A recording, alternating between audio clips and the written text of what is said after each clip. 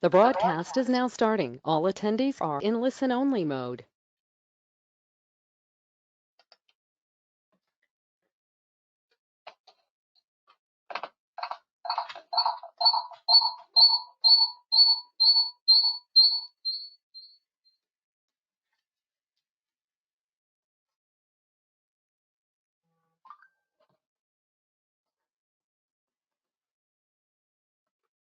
Good morning from our part of the world, and thank you to all for attending our webinar.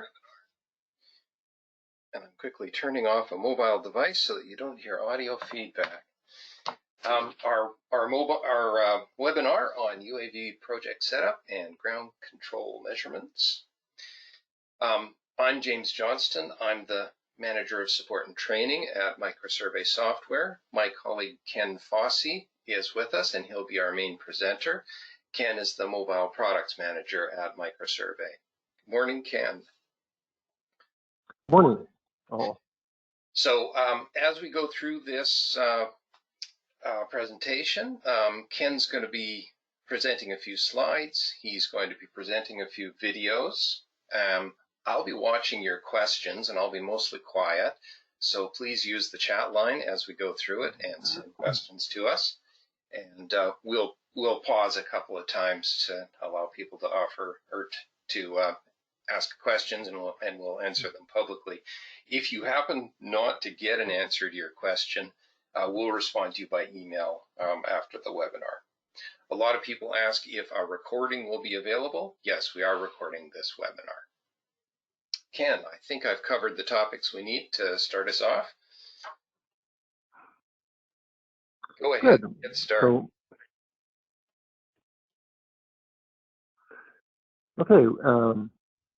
Welcome all. The purpose of the webinar today, this is going to be our first kind of COVID-19 webinar where we're doing from our remote offices or houses. So we're hoping that we got the technical glitches worked out of this, and we can run through it. The purpose of the webinar today is to introduce you to FieldGenius for Android. It's a new product for Microsurvey, and it's got a fairly good application towards measuring GCPs in the field for UAV operations. So I'm going to just give a short demo and discussion of ground control points, why we want to measure them in UAV, kind of the application of that. Then we're going to go through and looking at FieldGenius and how it's well suited for UAV operations.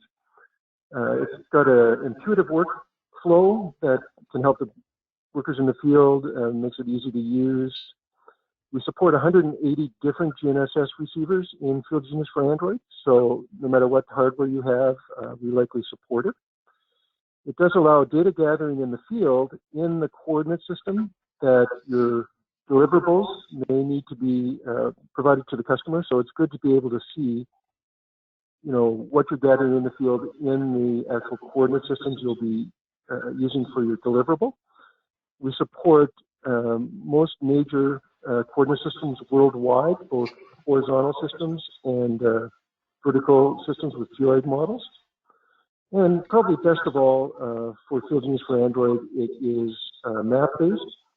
So as you're working in the field, you can see what you're doing in the field when you're measuring ground control points, and we have map and satellite background images, so it's easy to kind of relate where you are and what you're doing to your flight software that you're working with as well. So, ground control points, why do we use them? Really, it is to provide a true reference for the photogrammetry to the points on the ground, so that when the processing is done, you can really tie it to the ground surface. The nice thing about, of course, UAV work now is our air photo targets are much smaller than it used to be in the satellite days, where you were, creating giant X's out of blocks and painting them, as you can see. And then, of course, with the ground control points, you can use those in the photogrammetry processing, but again, to tie them to the real world and to get your orthomosaic related, it's really good to use the ground control points. So, James, you want to go to the next slide, please?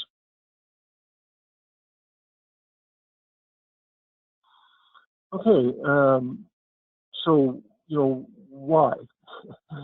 It really is, depending on the deliverables, do you need to use ground control points? So you're, creating, of course, in the UAV, taking many measurements and getting the orthorectified orthomosaic image that is, one of the main deliverables to our clients. From that, we're doing digital terrain maps and regarding surface contours or calculating volumes. So again, tying the processed images, orthomosaic, to the actual ground points gives us a higher degree of accuracy, and it can also relate it to other information that we may want to use the data for, or customers may want to use the data for. So if they're tying it into base maps, or they want to look at control points, if you're doing a number of flights at a site also, so it's continuing work, you're doing either progress estimates or checking as-built surfaces, this is another big reason to use ground control points. The couple main reasons, of course, is to get a higher degree of accuracy on the measurements that you're taking to tie it into the ground. Or if you've got a project where you've got tolerances, where you're doing a project where you need to obtain a certain degree of accuracy for the project, again, you need to be able to demonstrate that, and you can use ground control points to do that. I also feel that it's highly advisable to use ground control points if we're doing repeat work at a site, so that it allows us that we can tie the images and surfaces together much tighter from different events. If we're doing surface water flow as part of this, of getting a good coordinate system and a local geoid to get the best estimation of the surface elevation. And finally, again, if you do create a digital terrain map, of being able to just check the accuracy of what you're doing at different points for the processed map. So those are some of the reasons why we do ground control points in UAV operations. And now I want to talk about how I think FieldGenius for Android is good for that. It's intuitive. It runs on Android devices. You can run it on a tablet or a phone, and you get to see your results on the map in the field in real time. So as we're a little bit challenged in capturing all this data for the presentation, working remote, what I've done is tried to create a couple videos to run through that I'll narrate. So I'm going to get basically James to start these up. I'm going to start with the project setup and talk a little bit about how easy it is to set up a project in FieldGenius for Android. Then I'm going to go through an instrument configuration, and I'm just going to take one path on that. We support many different configurations for getting corrections. I'm going to talk about using data collector, internet, and setting up to an Ntrip server, and just see how easy it is to configure that. And finally, once we have the project set up and the instrument configured, just a couple quick measurements. So right now, I'd like James to see if he can fire up the video.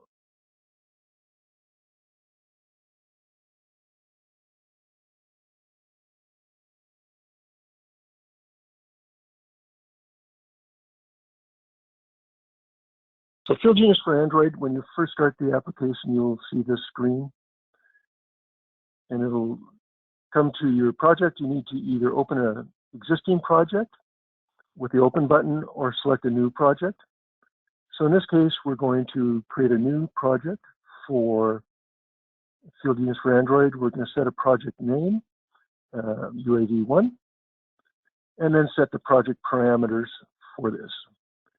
So we support using different units, meters, international feet, survey feet. And then also we have within the product a help system. So if you wonder what to do, you can just hit that and bring up information. So in this case, I'm changing to US survey feet, and now I'm going to actually select meters for the project. Our Angular units right now, we only support degrees. Gons and radons are planned for the future. One of the main advantages of FieldGenius for Android is all the coordinate systems we support around the world. In FieldGenius for Android, you can pick your country and then get a listing of the coordinate systems that are supported. For example, here in Peru, we've got the main Peruvian coordinate systems. In the United States, for GNSS, if you want to use the state plane grid, for example, California Zone 2, you can select that. You can get information on these from hitting the info button and just get the full name of what the different coordinate system abbreviations mean. And then we have a quick pick list once you've selected one once. We also have the available vertical systems, geoids. We don't load all of those from around the world when we ship the product. So again, you can look at the catalog, and if you need geoids for a specific country, you can open up that country and then see what geoids are supported and download a specific geoid if you need it. In this case, in Canada, I downloaded 4 of the available geoids, and they're now available for selection when I go back to the vertical system. Finally, on the code list, again, for the codes, for the points and lines, you can customize code lists. I'm going to use the code list UAV2 that I created for just working with UAV projects. So we've now set up the project and created it. One of the things on UAV projects, we may have some control points we want to use in the project, and it's pretty easy to import those. I have a control point file that I have added to the downloads section with 3 control points in just a CSV file. And I can import those onto the project before I start, and then take a look at the project and see where they are related to the project. So we have a couple different modes, and you'll use survey mode, which I'm opening here. And you can see, even though I'm not connected to an instrument yet, I have imported my control points.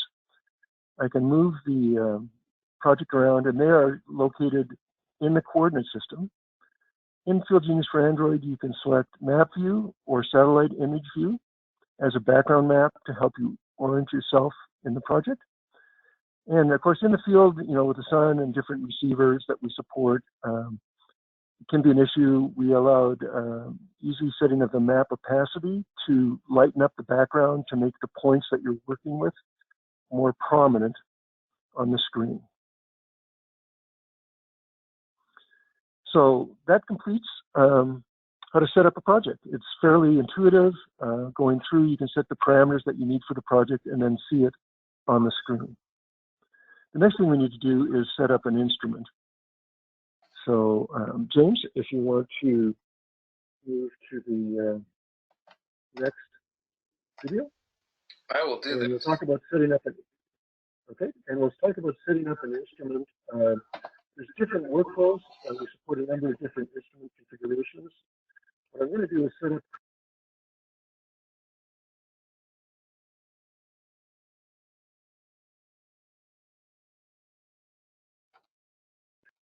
So on Data Collector Internet now, you can set up either a reference station or a rover. And we support 180 different GNSS receivers. And in this instance, I'm connecting to a GeoMax Zenith 20.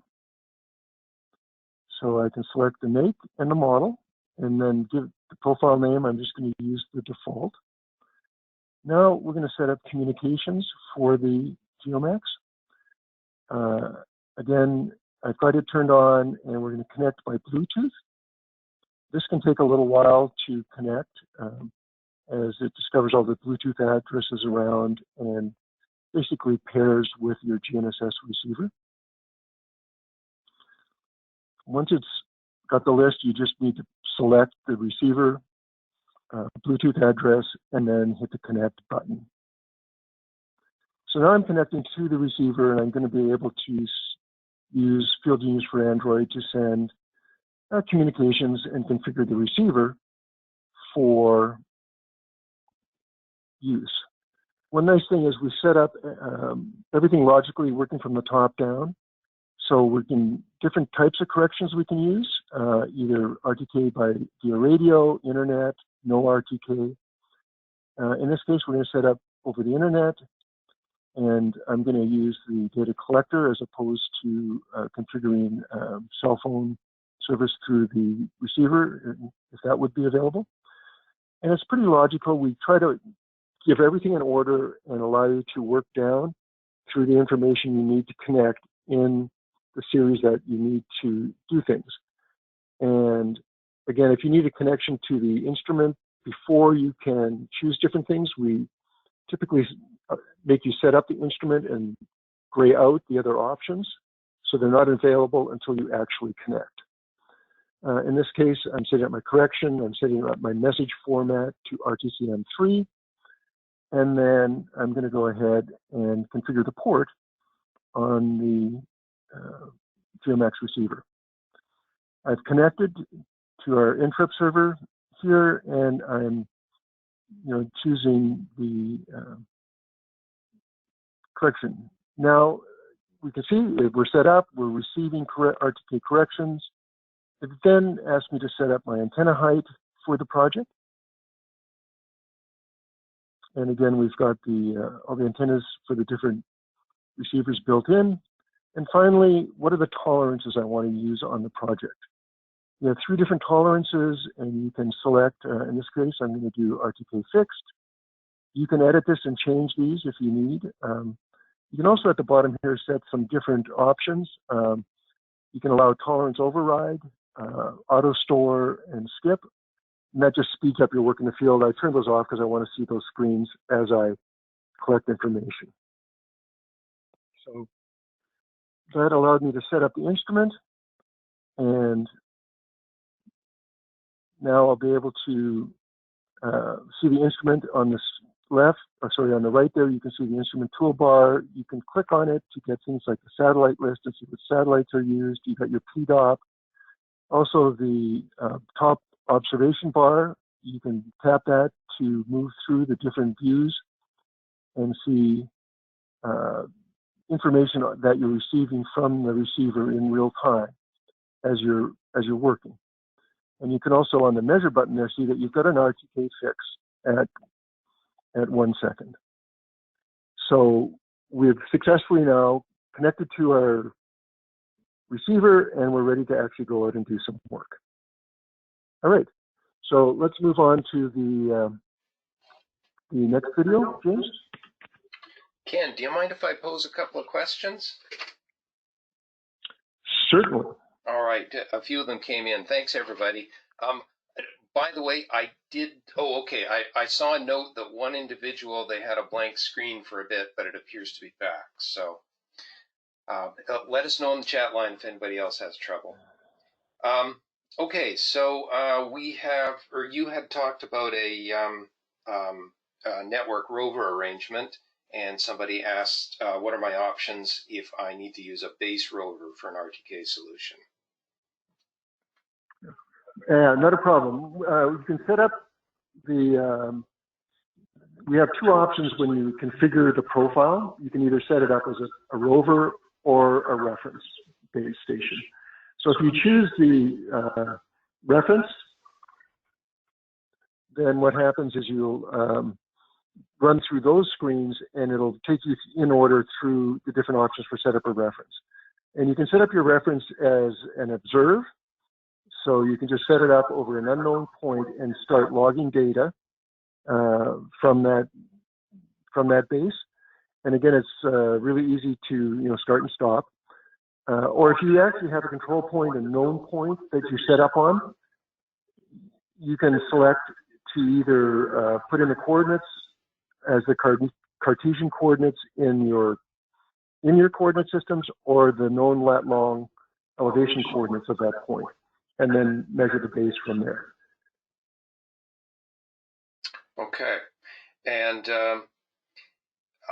Somebody else has asked, do you need to have internet access in order to display the information that's in the mapping tiles?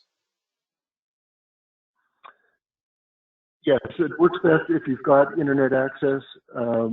We can download map tiles and use them offline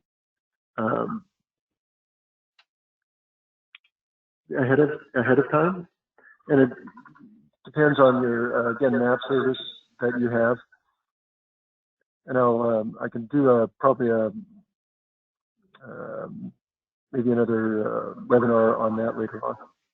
Oh, neat. Okay. Yeah, that would be of great interest. We got lots of questions about that, don't we? Okay, and somebody mentions that they need to revisit a site every month. Is there a procedure that allows you to return to the site and be able to generate data that will compare from one month to the next?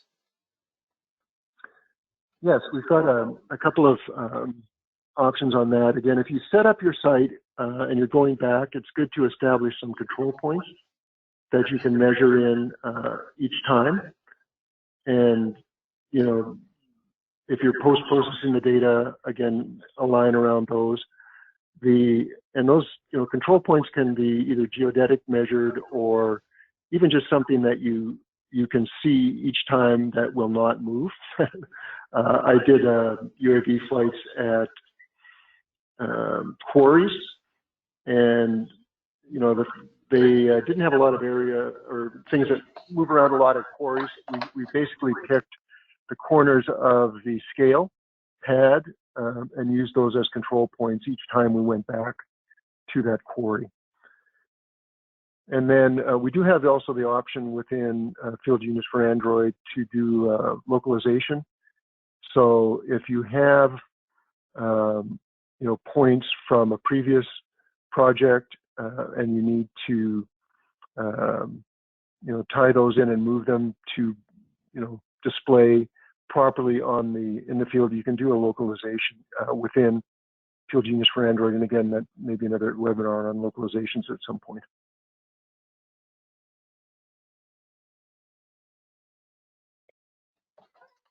Okay, and I think that's that's the questions that we've got. Thanks, Ken. And sorry to everybody, I was showing you a blank screen for a little while and I fixed it. Thanks again for your comments. Okay, we're ready for the next video, aren't we? Give me a second and go ahead. And I think I just started the wrong one. Sorry about this.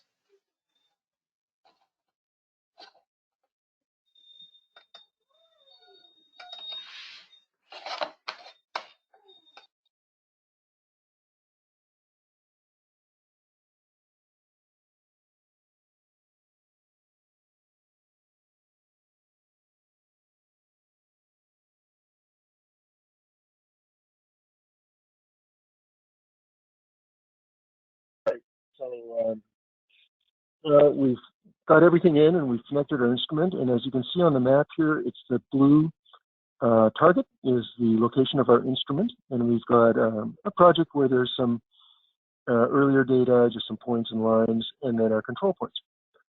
So one of the things we might want to do when we get to the project is we have control points. We want to go tie into those and at least collect a point there. So we've got the point 102.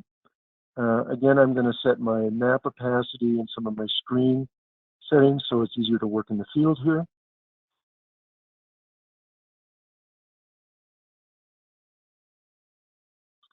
All right, and we have slide out toolbars that makes it easy to work on points and still see the map. So I'm taking point 102. One of the options there is to stake that point. So I've selected that, and it's basically the application then goes into our stake mode. And you can see where I am and the line to navigate to point 102. On the top observation toolbar, you can see updates as I move to help you navigate to that point. Ken, you're running awfully quick. As you're walking? Yes, I know. Oh, and I found it. So here we are. You can see also in the top, if you have tolerances set, they'll turn green to indicate that you're within staking tolerances. You can tap your observation toolbar to move around. Another option would have been to have the slide out to just have your navigation a little larger in the program. So I staked the point, I saved it, and I've got review my staking results, and I've tied in. Now I'm ready to go and stake some ground control points. So in this example, I haven't, it's a simulation, so I haven't set them out, but I would walk over to my ground control point, find it, center on it, and then just record the point. In this case, I accept the position. I can review the results. I'm going to set a code for this as ground control point and save it. And again for the next ground control point. As James says, I'm running over quickly to the next point and finding it and putting it on the map, taking a measurement. It's all within tolerance. Everything was green. I'm going to give it the ground control point again for the code and save it. So this, in the field, once it's set up, it's really pretty simple to walk over, see where you are, navigate, get to the points, take the measurements. They're saved automatically. And the last thing you want to do before leaving the site is export these points. So you want to take your project, export the points to a CSV, and it stores it on your device right away, but it also gives you the option to send it. So if you're connected to the internet, you can go ahead and email it to yourself. You can save it to Google Drive, OneDrive, and secure your data before you leave the site. So it's another nice feature about FieldGenius with Android is the ability to send the data back to the office before you even leave the site and secure it. So that was really a quick run through of how to configure FieldGenius for Android, how to go out and measure the points, if you have control points, how to navigate to them, and use the project in the field.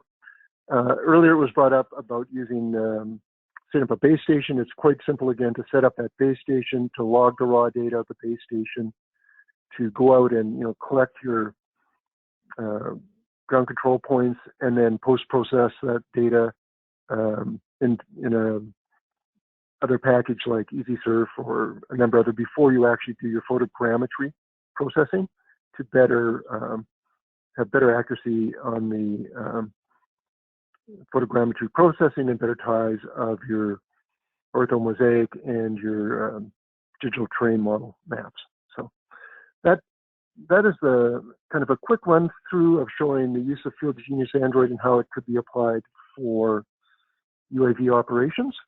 Of course, there's a number of different workflows with this, and I've only covered one in the webinar here. We do have in-app help, but we also have created a number of different webinars, or not webinars, but instructional videos, I'm sorry. And you can find those on our website. James, if you maybe want to go to the next slide. So we've got a number of different small movies in 2-minute increments. There's a link on top there is to our website, or you can actually Google us on YouTube, FieldGenius for Android, and find the webinars or the instructional videos there as well on how to do each of the individual things. So if you're interested in setting up like a base, you can look for an instructional video walking you through how to do that. So that is the end, kind of the content of the webinar, talking about UAVs. So we'll see if there's any more questions, James, that may have come in.